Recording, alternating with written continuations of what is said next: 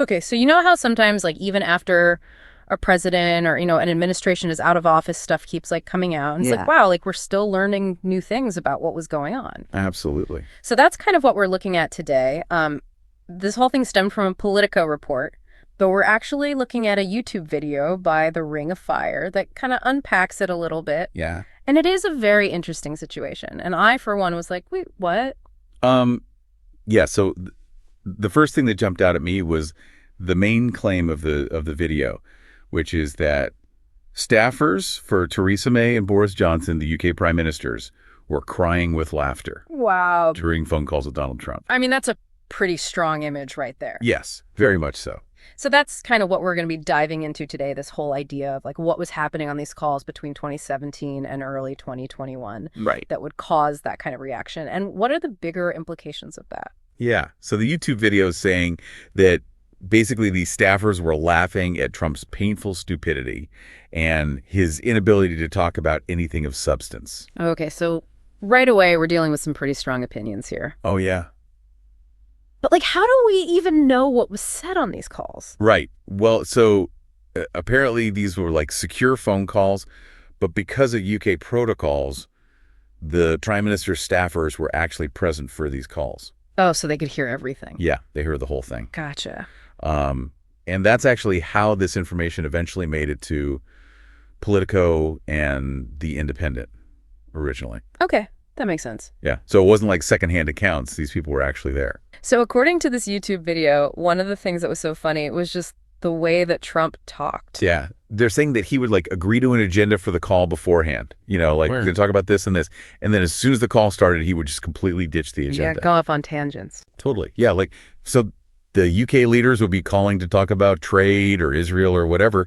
And Trump would just start rambling about completely random stuff. So like, what kind of stuff are we talking about here? Well, like they say he would go on and on about how much he hates wind turbines. Wind turbines, really? Yeah. And like he would give updates on his golf property in Scotland. Huh. And he would even talk about like active court cases, which is like stuff that the prime ministers couldn't even comment on. So like personal grievances and legal stuff. Exactly. It's pretty wild. Yeah, I mean, imagine being on that call. Yeah, it's like, are we really talking about windmills right now?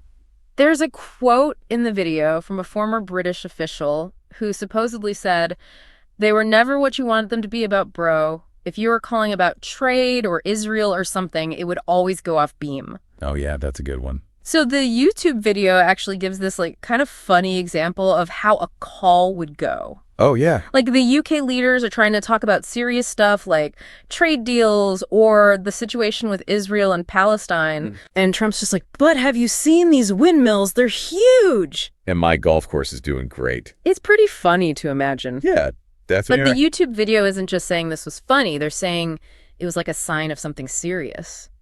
Right. They keep saying that Trump is like painfully stupid, Yeah. completely incapable of talking about anything real, They even call him a moron at Yeah. one point. and dangerously stupid. So they're really not holding back. Nope. They're saying this is something we need to be talking about. So they actually bring up a specific example of what they're talking about. Okay. What is it?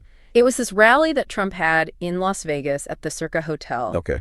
And he said that nobody knows how many people are in the United States. Really? Yeah. And he was saying it's impossible to count everyone because of all the people crossing the southern border. But like we have the census. Right. That's exactly what the YouTube video says. Yeah. Like there is a count of the U.S. population. It's about 331 million people. Okay. So Trump did try to walk back that statement a little bit. Yeah, he talked about how it's hard to keep track of illegal immigration. Right. But the YouTube video is saying that even with that clarification, it still shows that he doesn't really understand how the census works or like what the total population even is. So they're saying this isn't just about one weird comment. It's like a pattern of behavior. Right. Okay. And they go on to talk about what they see as the bigger implications of all this. Okay. Like what? They're saying that basically the whole world was laughing at the U.S. for 4 years straight. Wow. Yeah, like that we became a joke on the international stage. Hmm. And they also talk about how the media landscape is changing. In what way? They think that outlets like MSNBC and even the LA Times are becoming more conservative. Interesting. And they point to people like Bezos and Altman, who are usually seen as liberals, but have said or done things that could be seen as supporting Trump. Yeah, I've noticed that too. So they're worried about what they call bias creep, basically, that the media is becoming more and more biased. And they're saying it's more important than ever to get your news from independent sources. Exactly. And that's where they bring up their sponsor, Ground News, which is a website and app that lets you compare how different news sources are covering the same story. So you can see the different biases. Right. And it gives each source a credibility rating. That's pretty cool. Yeah, it's a good way to get a more well-rounded view of what's going on. So to sum up what we've learned from this YouTube video about the Politico report, yes, the main takeaway is that these calls between Trump and the UK prime ministers were basically a disaster. Apparently. The staffers were laughing because they thought Trump was incompetent and out of his depth. And the YouTube video is using this as evidence to argue that Trump is actually not very intelligent. Right, and they're also concerned about how the media is covering these kinds of stories. And it's important to remember that all of this is based on what this particular YouTube video is saying. Right, we're not saying this is the absolute truth. Exactly. We're just trying to understand what this video is claiming and what the implications might be. And that brings us to a really interesting question for you to think about. Okay. What happens when the world sees these kinds of interactions between leaders? Yeah. Does it affect how countries negotiate with each other? Like, do they take us seriously? Exactly. And how does it affect the image of a country on the global stage? It's kind of a scary thought.